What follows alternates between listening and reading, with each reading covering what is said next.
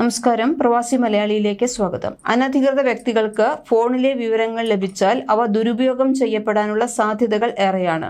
ഫോണിലെ സ്വകാര്യ ഫോട്ടോകളും വീഡിയോകളും ഉൾപ്പെടെയുള്ള വിവരങ്ങൾ ഉപയോഗിച്ച് ബ്ലാക്ക്മെയിലിംഗും ചൂഷണവും നടക്കാനുള്ള സാധ്യതകൾ ഏറെയാണെന്ന് അധികൃതർ പറയുന്നു.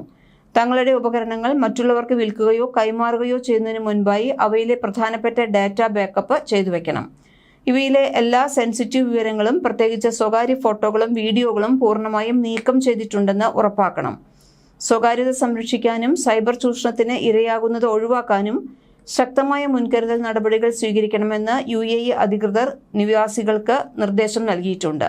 വിശ്വാസയോഗ്യമല്ലാത്ത ആപ്പുകൾ ഡൗൺലോഡ് ചെയ്യുന്നതോ അവരുടെ ഡാറ്റയിൽ വിട്ടുവീഴ്ച ചെയ്യാവുന്ന സംശയാസ്പദമായ ലിങ്കുകളിൽ ക്ലിക്ക് ചെയ്യുന്നതോ ഒഴിവാക്കണമെന്ന് പൊതുജനങ്ങളോട് അഭ്യർത്ഥിച്ചു. കൂടാതെ സ്വകാര്യ ഫോട്ടോകളും വീഡിയോകളും സോഷ്യൽ മീഡിയയിൽ അമിതമായി പങ്കിടുന്നതിന്റെ അപകട സാധ്യതകളും അബുദാബി ജുഡീഷ്യൽ ഡിപ്പാർട്ട്മെന്റ് പങ്കുവച്ചു.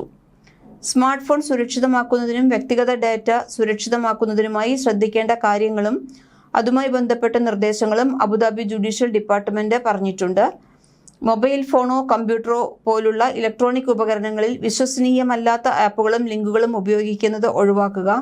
സോഷ്യൽ മീഡിയ പ്ലാറ്റ്ഫോമുകളിൽ ശരീരഭാഗങ്ങൾ ഉൾപ്പെടുത്തുന്ന ഫോട്ടോകളും വീഡിയോകളും പങ്കിടുന്നത് ഒഴിവാക്കുക.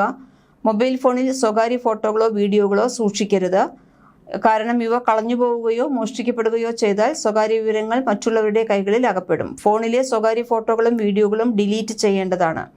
പാസ്വേഡുകൾ ഇടയ്ക്കിടെ മാറ്റുകയും വ്യത്യസ്ത അക്കൗണ്ടുകൾക്കോ സിസ്റ്റങ്ങൾക്കോ വേണ്ടി ഒരേ പാസ്വേഡ് ഉപയോഗിക്കുന്നത് ഒഴിവാക്കുകയും ചെയ്യുക. മൊബൈൽ ഫോൺ വിൽക്കുമ്പോൾ ഫോണിലെ എല്ലാ അക്കൗണ്ടുകളിൽ നിന്നും ലോഗ് ഔട്ട് ചെയ്യുക. സോഷ്യൽ മീഡിയ പ്ലാറ്റ്ഫോമുകളിൽ വ്യക്തിഗത വിവരങ്ങളും പ്രധാനപ്പെട്ട വിവരങ്ങളും പങ്കിടുന്നത് ഒഴിവാക്കുക.